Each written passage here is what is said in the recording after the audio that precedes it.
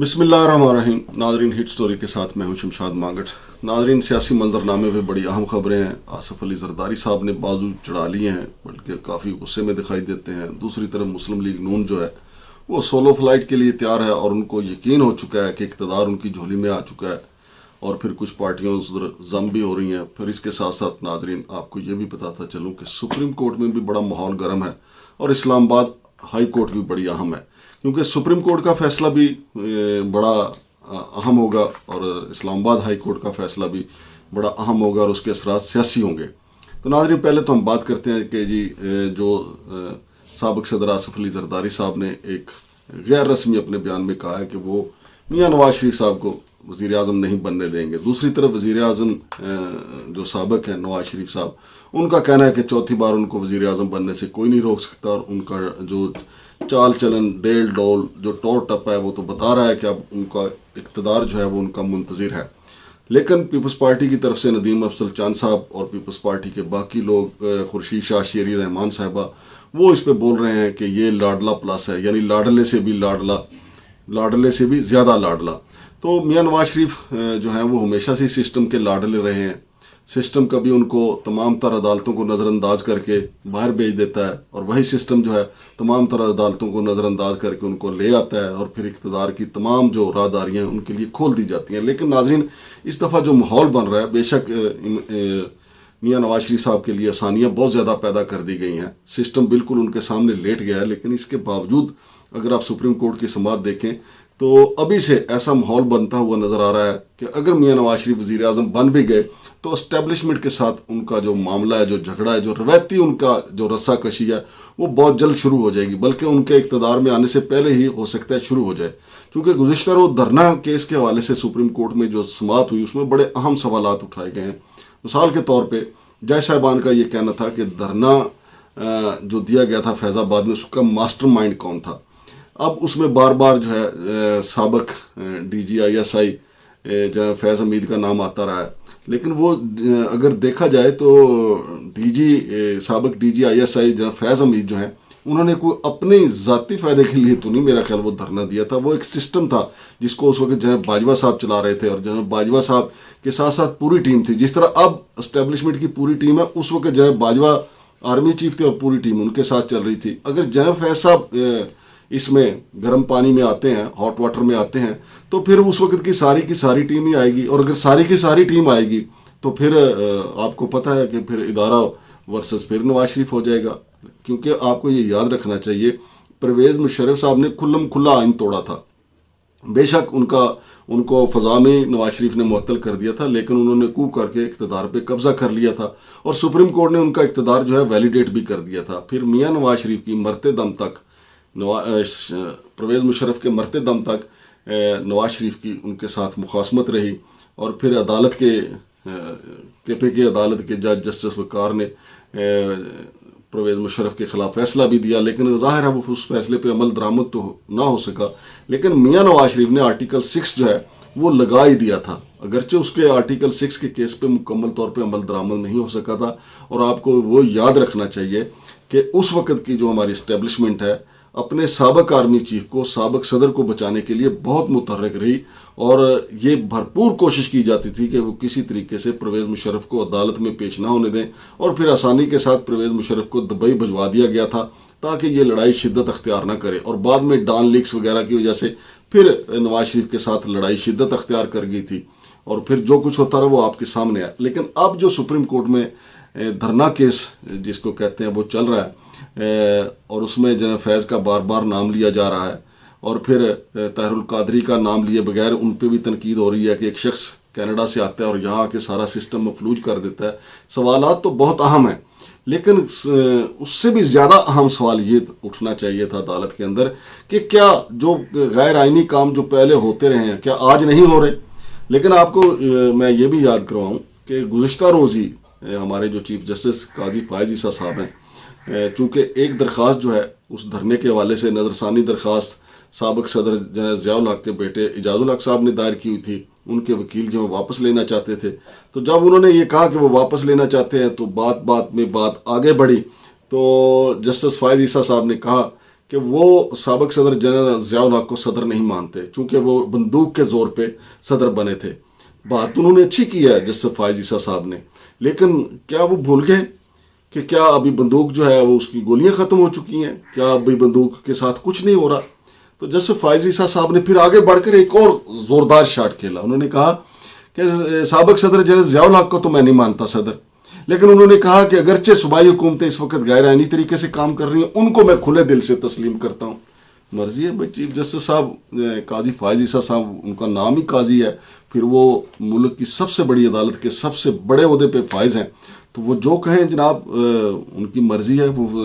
سابق صدر جنرل ضیاء الحق کو صدر مانے یا نہ مانے، پیپلز پارٹی جنرل ضیاء الحق کو صدر مانے یا نہ مانے، لیکن صدر ضیاء الحق نے جو 58(2) بھی شامل کی تھی، اس کے ساتھ کئی اسمبلیاں چلی گئیں، پھر انہوں نے کئی اور ایسے قوانین بنائے تھے، وہ آج بھی موجود ہیں، اور کل بھی اس کا ذکر ہوا تھا، اور پھر عدالت نے ان کو ویلیڈیٹ بھی کیا تھا، انہی عدالتوں نے ان کو ویلیڈیٹ کیا تھا۔ اب چونکہ ہماری عدالتوں کو بھی پتہ ہے کہ کون سا جناب ضیاء الحق صاحب نے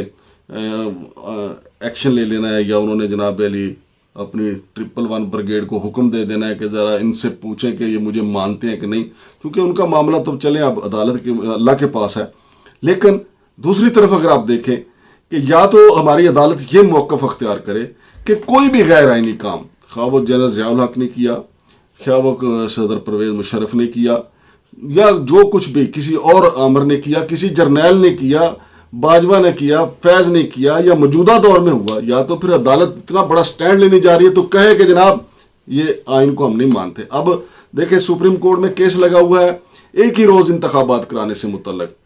الیکشن کمیشن نے ڈیٹ دے دی ہے کہ جی 11 فروری کو الیکشن ہو سکتے ہیں، جنوری کے آخری ہفتے میں انہوں نے کہا کہ مردم شماری کا جو اور حلقہ بندیوں کا سارا کام مکمل ہو جائے گا، اور پھر 11 فروری کو الیکشن ہو سکتے ہیں۔ تو سپریم کورٹ میں یہ کہا جا رہا تھا کہ یہ کام جو ہے صدر پاکستان کا تھا کہ وہ تاریخ دیتے، تو کیا یہ باتیں ہم سب بھول جائیں گے کہ صدر پاکستان لیٹر لکھتے رہے، صدر پاکستان چیف الیکشن کمیشنر کو بلاتے رہے، انہوں نے صریحاً کہا کہ میں آپ کی باتیں ہم سمجھتے نہیں ہیں کہ ہم آپ کو بات سنیں، حالانکہ سپریم کمانڈر ہے صدر پاکستان، جس قدر وہ دو صوبوں کے درمیان الیکشن کروانے میں بے بس نظر آئے، پھر اس کو بھی چھوڑیں۔ سپریم کورٹ آف پاکستان نے خود 14 مئی کے لیے الیکشن کروانے کا آرڈر کیا تھا، اس پہ کون سا عمل درآمد ہو گیا؟ تو یعنی جب آپ آئین کی بات کرتے ہیں تو پھر ہمیں آئین ہی کی بات کرنی چاہیے، پھر ناپسند اور پسند کی بات نہیں کرنی چاہیے۔ ایک طرف آپ کہتے ہیں کہ جناب آئین کے اوپر ہم کوئی حرف نہیں آنے دیں گے، لیکن پھر کہتے ہیں کہ جو ہمارے پسندیدہ ہیں وہ آئین کو پامال کر دیں، ہم اس کو کھلے دل سے تسلیم کرتے ہیں، اور جو ہمارے پسندیدہ نہیں ہیں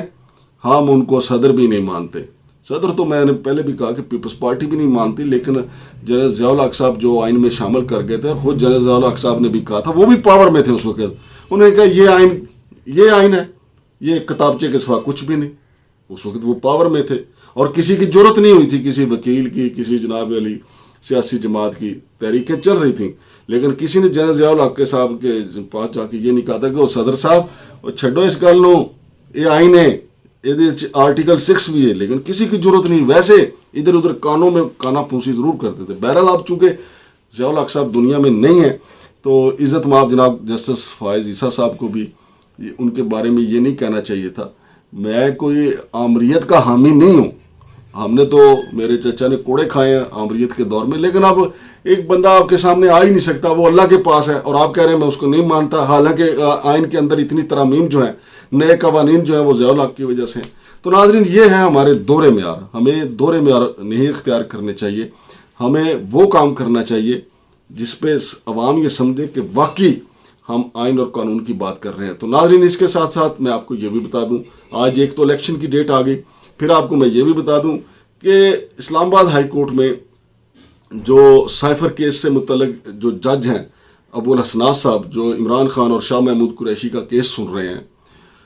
اس پہ جو 2 رکنی بینچ بنایا گیا تھا، جسٹس گل حسن اورنگزیب اور جسٹس ارباب طاہر پہ مشتمل یہ 2 رکنی بینچ تھا، لیکن جسٹس ارباب طاہر نے صبح یہ کہا کہ وہ ذاتی مجبوری کی وجہ سے اس بینچ کا حصہ نہیں رہ سکتے، لہٰذا بینچ ٹوٹ گیا، پھر دوبارہ بینچ بنایا گیا۔ اب اس میں پی ٹی آئی کا موقف یہ ہے کہ جو جج بنائے گیا ہے سائفر کیس کے جو جج ہیں ابو الحسنات، وہ میرٹ پہ نہیں ہیں، 950 ججوں میں سے آخر اس کا تقرر کیوں کیا گیا؟ بنیادی نقطہ یہ ہے. تو اس پہ ابھی اسلام آباد ہائی کورٹ میں یہ کیس آگے چلے گا، پتہ چلے گا کہ جج ابو الاسناد جو ہیں وہ اہل ہیں یا نہیں. تو وہ اس کے بھی بڑے اثرات ہوں گے. اگر ان کو اگر ان کو اہل قرار دیا جاتا ہے تب بھی بڑے اثرات مرتب ہوں گے، اگر نااہل کیا جاتا ہے تو پھر بھی اس کے اثرات مرتب ہوں گے. اور آخری خبر یہ ہے ناظرین، وہ بھی آپ کے ساتھ شیئر کرنا ضروری ہے کہ عمران خان صاحب کی بھی گزشتہ روز جو ہے وہ طبیعت خراب ہوئی تھی جیل میں، لیکن ان کو وہیں پہ ٹریٹمنٹ دی گئی. اب بتایا جا رہا ہے کہ بہتر ہے. لیکن شاہ محمود قریشی کی طبیعت خراب تھی، اور اتنی زیادہ خراب تھی کہ ان کو پیمز ہاسپٹل جو ہے منتقل کرنے کے احکامات دیے گئے ہیں. اور جب تک آپ یہ ویلاگ سن رہے ہوں گے ممکن ہے کہ وہ پیمز میں شفٹ ہو چکے ہوں. اور پیمز اور پولی کلینک کے بارے میں آپ کو یہ بھی پتہ ہونا چاہیے کہ یہاں پہ اسلام آباد میں خبریں یہ ہیں کہ دونوں جو ہیں وہ آرمی کے حوالے کیے جا رہے ہیں، اور آرمی پرسن جو ہے وہ ان کا ہیڈ ہوگا. شاید اسی لیے چونکہ وی آئی پی لوگ جو ہیں ان کی جو بیماری کا علاج ہے یا جو بھی ہے ان کو یہاں پہ اگر داخل کروایا جائے تو پھر بھی وہ اداروں کی نظر میں رہیں گے. اور ناظرین، عمران خان سے ان کا 10 رکنی جو وکلا کا پینل ہے وہ بھی ملنے جا رہا ہے، اور ان کے جو شوکت خانم کے ڈاکٹر ہیں ڈاکٹر فیصل صاحب وہ بھی عمران خان صاحب سے ملیں گے اور ان کے سارا جو ہے وہ ٹیسٹ لیں گے، کیونکہ یہ خبریں شدت کے ساتھ باہر آئیں. اور ان کے وکیل عمران خان کے وکیل آفتاب باجوہ نے یہ کہا تھا کہ عمران خان نے یہ کہا ہے کہ مجھے سلو پوائزننگ دی جا رہی ہے، یعنی زہر دیا جا رہا ہے. اس حوالے سے بھی جو فیصل صاحب جو ہیں جو شوکت خانم کے ڈاکٹر ہیں، عمران خان کے ذاتی معالج ہیں، وہ ٹیسٹ لیں گے. پھر اس کے بعد ہی یہ کلیئر ہوگا کہ کیا عمران خان کو واقعی زہر دی جا رہی ہے. تو ناظرین، یہ ہے ہمارا سیاسی منظرنامہ. بہرحال الیکشن کا اعلان کر دیا گیا ہے. مسلم لیگ نون نے ٹکٹوں کی درخواستوں کے لیے اپنے امیدواروں سے درخواستیں مانگ لی ہیں، اور پھر اس کے ساتھ ساتھ بلوچستان عوامی پارٹی باپ پارٹی جو ہے وہ مسلم لیگ نون میں ضم ہو گئی ہے، یعنی ڈوب ہی گئی ہے مسلم لیگ نون میں. وہ ویسے جب شہباز شریف کی حکومت جانے والی تھی وہ اس وقت بھی تیار تھے، لیکن اب انہوں نے البتہ لنگوٹے کس کے مسلم لیگ نون میں چھلانگ لگا دی ہے. یہ وہ لوگ ہیں جو اس وقت شامل ہوئے ہیں. جب بھی یہ میرا